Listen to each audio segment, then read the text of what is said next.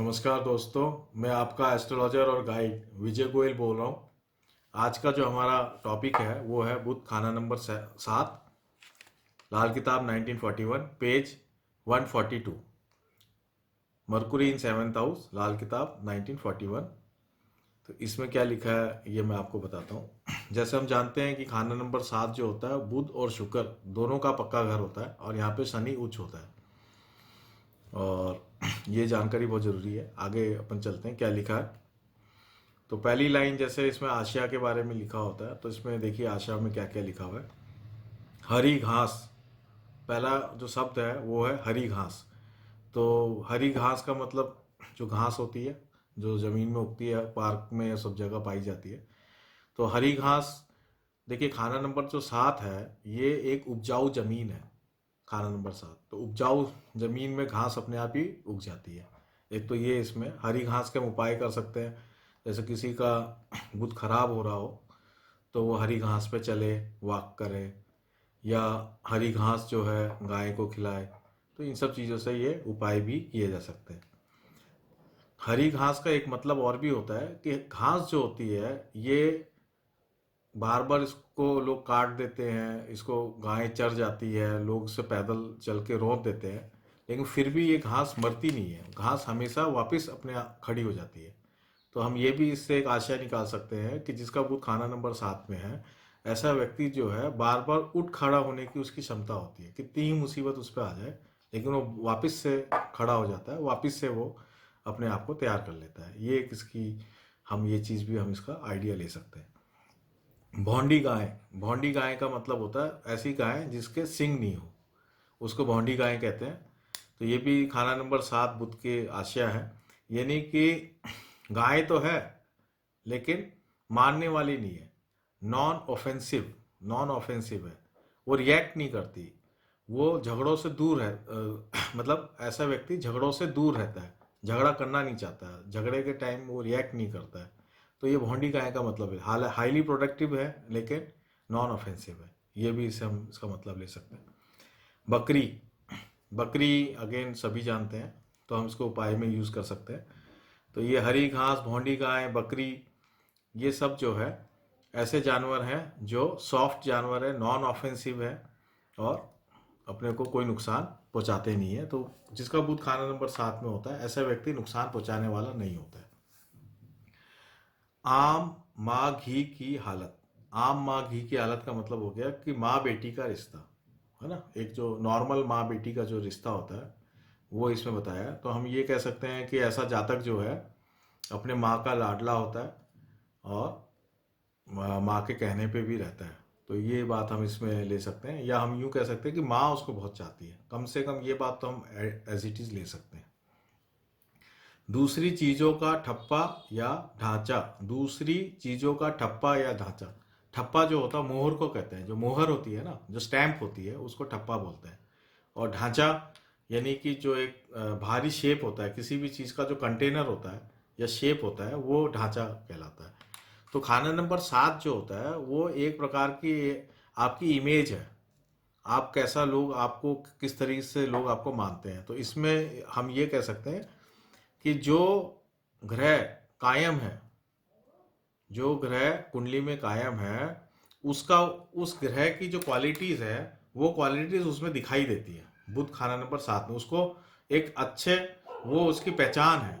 ये इस बात को हम समझे, वो क्वालिटीज़ इसकी पहचान बन जाती है। इसलिए वो एक तरह से वो उसका ब्रांड नेम हो जाता है या उसका ठप्पा या ढांचा कहलाता है। ऐसा व्यक्ति जो अच्छा प्लानर भी हो सकता है, प्लानिंग भी अच्छा करने वाला हो सकता है, क्योंकि प्लानिंग को भी ढांचा, किसी चीज़ को शेप देना, प्लान करना, तो वो भी इसका एक अर्थ हम निकाल सकते हैं। इस तरीके से हम और भी अर्थ निकाल सकते हैं। ये मैंने आपको आइडिया दिया है कि हम कैसे कैसे इसके अर्थ निकाल सकते हैं। आगे चलते हैं दोहे पे। बुध को 7वें सबने माना, भरे आए खाली है जाना, पर जो साथी इसका हो, डूबता पत्थर तैरता हो। देख लीजिए इसमें पहले दोहे में लिखा है कि जो बुध अगर साथ में है तो सबको इसको मानते हैं। मानने का मतलब ये है कि इसकी अक्ल की दाद देते हैं, इसलिए इसको माना है। ठीक है ना। और सब कौन है यहाँ पे, सब ग्रह हैं। यहाँ ग्रह की बात हो रही है। जो बाकी 8 ग्रह हैं वो इसको मानते हैं कि भैया तू हमारी पहचान बना सकता है, तो तेरे कारण हमारी पहचान बन सकती है। बाकी ग्रह बुध 7 को ये बात बोल रहे हैं कि सब इसको मानते हैं, कि सबको लगता है कि ये हमारी पहचान बना सकता है। भरे भरे आए खाली है जाना, भरे आए खाली है जाना का मतलब यहाँ पे ये है कि ऐसा व्यक्ति जो है वो राज नहीं रखता अपने मन में, कोई भी बराज वगैरह नहीं रखता, वो बिल्कुल भोला टाइप व्यक्ति होता है। कोई भी बात, कोई भी विद्या बहुत आराम से बांट देता है, उसको कोई भी सजेशन देने में कोई प्रॉब्लम नहीं आती है। ये इसकी बात है, ये इसकी क्वालिटी है। तो इसलिए जो भी ग्रह इसको जो भी इल्म दे रहा है, जो बाकी ग्रह हैं जो इसकी इल्म दे रहे हैं, जिसके कारण ये पहचाना जाता है, वो इल्म को शेयर करने में इसको कोई प्रॉब्लम नहीं है। भरे आए खाली है जाना, राइट।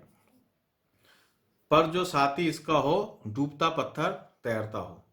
तो जो भी इसका साथी है, यानी इस ग्रह के साथ जो भी है, जो भी इसका साथी ग्रह बनता है, उसको ये निहार देता है, उसको बहुत आगे बढ़ा देता है। अगर डूबता पत्थर, अगर साथी डूब भी रहा है, उसकी हालत भी खराब है, तो भी उसको निखार देता है। एक तो ये इस पूरे दोहे का एक ये मतलब तो है ही कि साथी ग्रह को आगे बढ़ा देता है। इसका दूसरा मतलब ये भी है कि ये साथी ग्रह को तो आगे बढ़ा देता है, लेकिन खुद आगे नहीं बढ़ पाता है। ये बात भी आप इसमें आगे पढ़ेंगे अपन। सातवें बुध को रेत भी माना, शुरू बुरा आखिर सहाना। पहले 10वें जो ग्रह आवे, बुध 7 से नेक हो जावे। देख लीजिए, फिर उसी बात को रिपीट किया है कि 7वें बुध को रेत भी माना, यानी ऐसा व्यक्ति खुद रेत है अपने लिए, खुद के लिए रेत है जो हाथ से फिसल जाती है ना, खुद के लिए तो रेत है। शुरू बुरा आखिर सहनाना, यानी कि शुरुआत की जो लाइफ है वो बहुत स्ट्रगल से निकलती है और धीरे धीरे ये स्टेप बाय स्टेप ग्रोथ करता है ना। आखिर सहनाना का मतलब स्टेप बाय स्टेप इसके जीवन में ग्रोथ आती है। पहले 10वें जो ग्रह आवे, बुध 7वें से नेक हो जावे, यानी पहले पहले घर में और 10वें घर में जो ग्रह आता है, यानी कि फर्स्ट हाउस और 10th हाउस। फर्स्ट हाउस क्या होता है, उसकी क्वालिटीज, 10th हाउस उसका कर्म। तो यहाँ पे जो ग्रह आते हैं उसकी पहचान है 7वां ग्रह, यानी बुध अगर 7 में है और पहले घर में और 10वें घर में कोई ग्रह है, तो वो जो पहले और 10वें ग्रह की जो पहचान है वो बुध 7 वाला एकदम निखार के उसको सामने प्रस्तुत करता है समाज के सामने। तो वो बहुत आदमी फेमस होता है और बहुत आगे बढ़ जाता है। बुध 7वें से नेक हो जाते हैं, नेक हो जाते हैं, ये आप समझ लें, बिल्कुल बहुत इसमें रहस्य की बात है। नेकी गो वो अपनी देवे, बुध फिटकरी लंगत लेवे। नेकी गो वो अपनी देवे, बुध फिटकरी लंगत लेवे, यानी कि जो पहले घर में और 10वें घर में जो ग्रह है उसको नेक कर देता है। उसकी उस ग्रह से संबंधित कोई भी बात हो उसको वो अपनी नेकी देता है, अपनी नेकी देता है। कैसे देता है, बुध फिटकरी रंगत लेवे, यानी कि बुध जो फिटकरी का भी कारक है, फिटकरी को भी बुध बोलते हैं, वैसे फिटकरी उसके जीवन में रंगत ला देती है। तो यहाँ फिटकरी का मतलब है कि फिटकरी क्या है, फिटकरी क्या काम आती है, फिटकरी एंटीसेप्टिक होती है। कोई भी घाव हो, कुछ हो तो हम लगाएंगे तो वो उस घाव को ठीक कर देगी। तो कोई भी अगर किसी भी प्रकार से अगर आप पानी में डालेंगे तो पानी को पीने लायक बना देगी, राइट। पहले यूज़ करते ही थे, और कोई भी घाव हो उसको उसमें लगाएंगे तो घाव ठीक हो जाएगा। तो यानी फिटकरी का क्या काम है कि जो भी चीज़ है, दूसरी जो भी चीज़ है, वस्तु है, उसको और सही कर देना, उसको बेटर कर देना, ये फिटकरी के गुण है। तो ये गुण लेके बुध 7 वाला पैदा हुआ है, यानी कि जो भी ग्रह उसके साथ है, जो साथी ग्रह है, या खाना नंबर 1 में जो ग्रह है, या खाना नंबर 10 में जो ग्रह है, इनको इनके गुणों में नेकीपन भर देता है। ये काम बुध 7 का है। बुध 7वें हीरा हुआ, तारे सबको जो, पर खुद अपने असर में जंगल रेता हो। ये एकदम जो है ना बिल्कुल निचोड़ लिख दिया लास्ट में कि बुध 7वें हीरा हुआ, खुद तो बहुत हीरा हो, मतलब बुध 7वां जो होता है हीरा होता है। हीरा मतलब बहुत वैल्यूएबल, बहुत वैल्यूएबल पर्सन है जिस, और हीरा बुध भी होता है, बुध को हीरा भी बोलते हैं, ये भी माना है लाल किताब में। जो तारे सबको जो, यानी सबको उतार देता है, सबको तारने की क्वालिटी है। पर खुद अपने असर में जंगल रहता हो, यानी लेकिन खुद के लिए, अगर वो खुद के लिए अपने लाइफ में कोई डिसीजन लेता है या अपने लाइफ के लिए कुछ डिसीजन लेने की सोचता है तो जंगल रहता हो, यानी कि वो वहाँ पे डिसीजन नहीं ले पाता, डबल माइंडेड हो जाता है, या यूँ मानिए कि वहाँ उसको किसी गाइड की ज़रूरत है। ये बात यहाँ पे आखिरी निचोड़ में ये बात यहाँ पे बताइए। ये अपने पूरे दोहे यहाँ पे जो है कंप्लीट हो गए हैं। अब हम आगे जो है, आगे अब हम इसके जो टेक्स्ट है वो पढ़ेंगे। गो इस घर में बुध सब साथी ग्रहों को तारता है, लेकिन मंगल का ताल्लुक हो जाने से मंगल बद खड़ा होगा। बेशक मंगल और बुध दोनों अकेले अकेले इस घर में नायाब ग्रह हैं, किसी दूसरे ग्रह की मदद करते वक्त बुध का खुद का जाति फल बेशक मंदा हो, मगर दूसरे के असर को तो वो जरूर ही नेक कर देगा। अब यहाँ पे एक बात ये बताइए कि इसमें जब साथी ग्रह की बात की गई है तो बुध के दो दुश्मन ग्रह हैं, एक तो है मंगल, एक है चंद्रमा। तो यहाँ पे ये बताया है कि अगर बुध के साथ मंगल है तो फिर ये मंगल बद हो जाएगा, यानी कि ऐसा व्यक्ति गुस्सेल हो जाएगा, झगड़े की बातें करेगा। ये इसकी प्रॉब्लम है। ये प्रॉब्लम बुध, अगर बुध के साथ मंगल हो, तो अगर दोनों अकेले हैं, बुध अकेला है या मंगल अकेला है, तो दोनों ही अच्छी स्थिति में है, लाल किताब में ये लिखा है। लेकिन अगर दोनों एक साथ हैं तो ये मंगलबद खड़ा हो जाएगा। एक तो ये बात होगी। अब दूसरी बात क्या लिखी है ना, किसी दूसरे मत करो, बुध का खुद जाति फल बेशक मंदा हो जाए, मगर दूसरे के असर को तो वो जरूर ही नेक कर देगा। यानी फिर भी मंगलबद होने के बाद भी ये दूसरे ग्रह का असर को नेक कर देगा, ये बात इसमें लिखी है। सिवाय चंद्र खाना नंबर 7 के, जिसका फल दूध में बकरी मींगने होगा और खुद बुध जाती हालत में कल्लर की जमीन और रेगिस्तान हो सकता है, जिसमें कि चिकनी मिट्टी का नेक असर ना होगा, वह या गृहस्थ रूखी या इसका जंगल दरिंदा से खाली होगा, या इसके खानदानी हाल कोई शानदार ना होंगे, बल्कि वहां अक्कल की बारीकी दूर होगी।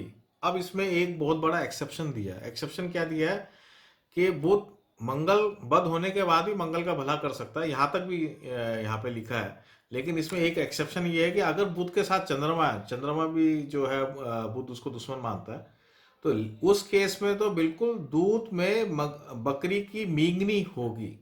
दूध में बकरी की मींगनी होगी। जब भी हम बकरी का दूध निकालते हैं तो उस हमेशा ये होता है, बहुत ज़्यादा चांस ये होता है कि जब भी दूध निकालेंगे तो उसमें दूध बकरी हमेशा मींगनी कर देती है उसी वक्त।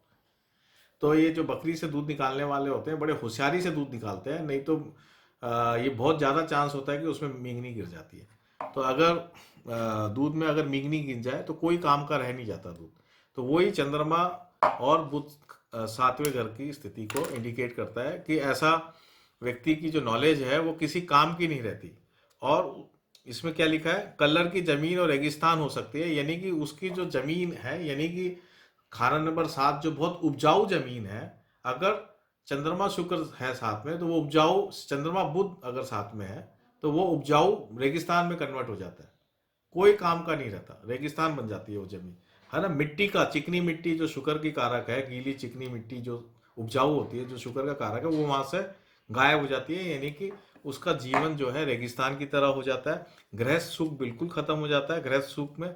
और यहाँ तक कि उसके घर में जैसे 7 नंबर खाना नंबर 7 के अंदर अगर अच्छी स्थिति हो तो ऐसे जातक जो है पहले के टाइम में गायें वगैरह ये सब पालते थे, जानवर पालते थे, पशुओं को पालते थे, तो वो और दूध वगैरह का ये सब का भी व्यापार करते थे। एक जगह कहीं पहले लिखा भी है कि खाना नंबर 7 जो है गुजर शब्द उसके साथ जोड़ा है। गुजर का मतलब जो दूध वगैरह का काम करते थे, तो ये भी जोड़ा हुआ है। आप पहले आप पढ़ेंगे तो आपको मिलेगा। तो यहाँ पे ये यहाँ तक लिख दिया है कि अगर चंद्रमा बुध एक साथ है तो वो जो काम है, यानी कि जानवर तक भी उसके जीवन में जो है वो नहीं होंगे, और रेगिस्तान उसकी जमीन हो जाएगी, है ना, जानवर का काम नहीं कर सकता, और खानदानी हाल भी कोई अच्छा नहीं रहेगा, और अक्कल की बारीकी से दूर होगा। जो हम बुध खाना नंबर 7 की जो हम अक्लमंद वाली बात कर रहे थे, जो सबकी पहचान बन रहा, सबका मोहर बन रहा है, सबका ठप्पा बन रहा है, वो यहाँ पे खत्म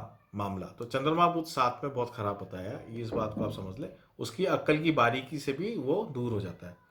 चलो अब आगे इसमें क्या लिखा है, ये सब बुध की उम्र 34 साल तक ही गुजरान होगा, यानी कि ये जो नेगेटिव क्वालिटीज हैं चंद्रमा बुध एक साथ की, वो 34 ईयर्स तक ही है बस।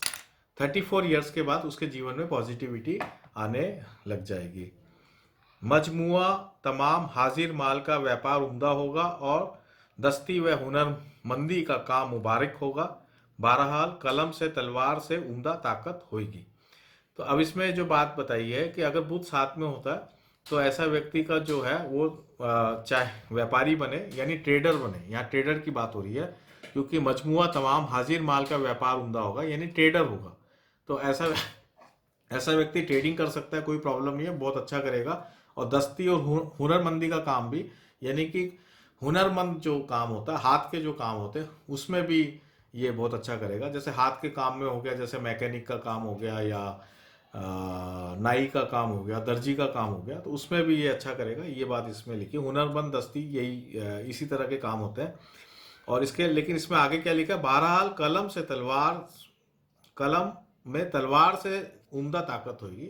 यानी कि इसमें एक बात यही बताई है कि अगर वो काम ऐसा करता है जो लिखने का होता है, लिखने वाला, बार बार लाल किताब में बुद्ध को लिखने से जोड़ा है, तो लिखने वाला अगर वो काम करता है तो वो ज़्यादा उसकी पावरफुल होगी, और कलम उसकी तलवार से ज़्यादा मजबूत कलम होगी। ये बात भी इसमें लिखी है। तो इसका मतलब ये है कि ऐसे व्यक्ति कई बार बहुत अच्छे पत्रकार बन जाते हैं। आजकल पत्रकारों की भी ताकत जो है तलवार से ज़्यादा है। या कई बार ऐसे व्यक्ति अच्छी पोस्ट पे भी चले जाते हैं, जैसे जज बन जाना, या जिनकी कलम की ताकत से सामने वाले का फैसला किया जा सके, इस तरह की ताकत भी इनको प्राप्त हो जाती है। गर ना होगी तो फौजदारी ना होगी, अगर वो होगी तो फिटकरी के लिखे कागज की तरह वो एक आन में सफ़ेद और नेक होगी। तो इसमें एक बात ये बताइए कि वो फौजदारी वाला काम नहीं करेगा, यानी जज बन सकता है, या आप न्यूज़ रीडर बन सकते हैं, ये सब चीज़ें हो सकते हैं, लेकिन फौज में जाके काम नहीं करेगा। ये बात है, वो तलवार लेके काम नहीं करेगा, फौजदारी वाला काम नहीं करेगा, क्योंकि इसको लड़ाई झगड़ा बिल्कुल पसंद नहीं है। लड़ाई झगड़ा कभी भी नहीं करेगा ये, है ना। और अगर मान लो कभी लड़ाई झगड़ा करने की उसकी ऐसे जीवन में आ ही जाती है कि लड़ाई झगड़ा करना ही पड़ेगा, तो ये सिर्फ समाज की नेकी के लिए करेगा। देखो, फिटकरी के लिखे कागज, फिटकरी क्या है, फिटकरी नेकी है। तो यहाँ पे जो बात आ रही है कि वो सिर्फ उन्हीं मुद्दों पे लड़ाई करेगा जिस पे समाज का भला हो या परिवार का भला हो। निजी भला में ये कभी भी कोई लड़ाई नहीं करेगा।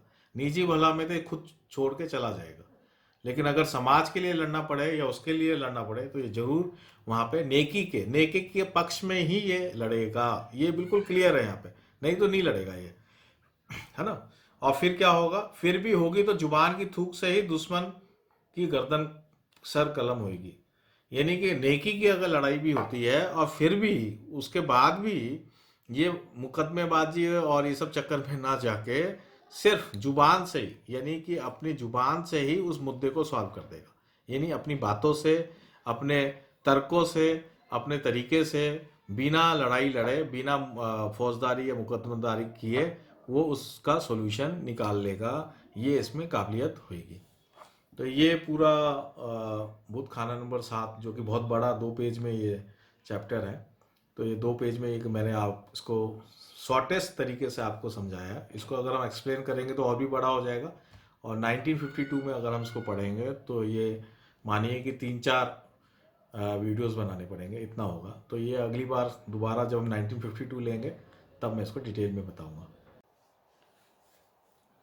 ये जो लाल किताब 1941 पे जो मैं कमेंट्री दे रहा हूँ, उम्मीद है कि आप सबको ये बहुत ही पसंद आ रहे होंगे। ये एक ओरिजिनल ऑथेंटिक कमेंट्रीज हैं, और जो भी लाल किताब सीखना चाहता है उनके लिए बेसिक्स हैं। उनको ये समझ में आएगा कि कैसे ओरिजिनल लाल किताब को हम इंटरप्रिटेट कर सकें। तो आप इस चैनल को, मैं चाहता हूँ कि आप इस चैनल को जो है सब्सक्राइब करें, लाइक करें, उसमें जो बेल का आइकन होता है उसको आप प्रेस करें, कमेंट दें। आप कमेंट बहुत ज़रूरी है। कमेंट देने से एक 2 वे हमें कम्युनिकेशन का पता चलता है कि आपको ये पसंद आ रहा है, नहीं आ रहा है। कोई आपका सुझाव हो, आइडिया हो, वो आप दें, ताकि हम उसको इंक्लूड कर सकें और इसको बेटर कर सकें। आपकी कोई क्वेरी हो, कोई शब्द आपको नहीं समझ में आया हो, तो वो आप दें, तो मैं उसको आगे नई वीडियोस में एक्सप्लेन कर पाऊँ। इसको और बेहतर करने के लिए आप जो भी आप मेरे को सजेशंस देंगे वो मैं ज़रूर उसको फॉलो करूँगा।